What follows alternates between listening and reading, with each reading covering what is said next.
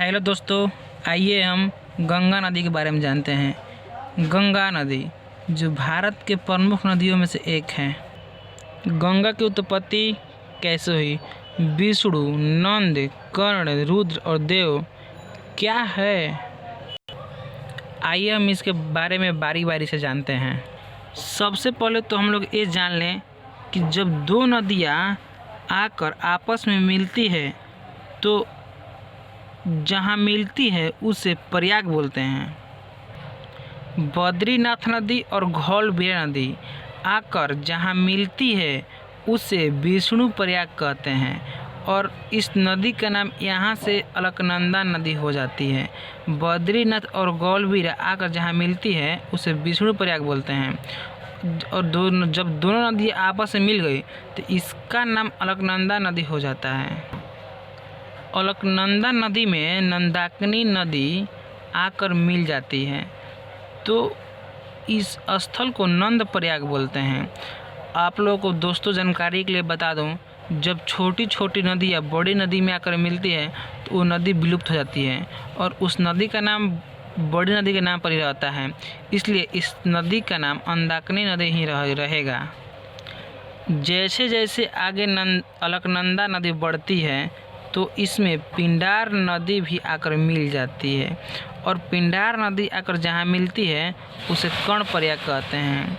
और आपको दोस्तों मैंने पिछले ही अभी तुरंत बताया हूँ कि जब छोटी छोटी नदी या बड़ी नदियाँ में आकर मिलती है तो उस नदी का नाम बड़ी नदी के नाम पर ही रहता है, तो इस नदी का नाम अभी भी अलकनंदा नदी ही रहा।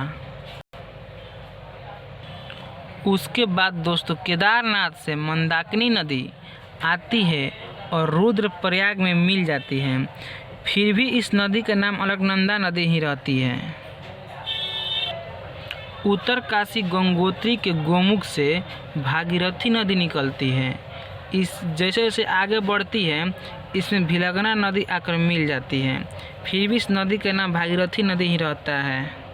यह भागीरथी नदी अलकनंदा नदी में आकर मिल जाती है। भागीरथी नदी और अलकनंदा नदी जहाँ मिलती है उसे देव प्रयाग बोलते हैं। अलकनंदा नदी भी बड़ी है और भागीरथी नदी भी बड़ी है, इसलिए इस दोनों नदियों का नाम आगे चलकर गंगा नदी हो जाता है जो जाकर बंगाल की खाड़ी में गिर जाती है। तो दोस्तों आप लोगों को समझ में आ गया होगा कि विष्णु, नंद, कर्ण, रुद्र और देव क्या है। ये सब प्रयाग हैं जहाँ दो नदियाँ आकर मिलती है। बद्रीनाथ और घौलबीरा जहाँ आकर मिलती है उसे विष्णु प्रयाग बोलते हैं। अलकनंदा और नंदाकिनी जहाँ आकर मिलती है उसे नंद प्रयाग बोलते हैं। अलकनंदा और पिंडार नदी जहाँ आकर मिलती है उसे कर्ण प्रयाग कहते हैं। मंदाकिनी और अलकनंदा जहाँ आकर मिलती है उसे रुद्र प्रयाग कहते हैं।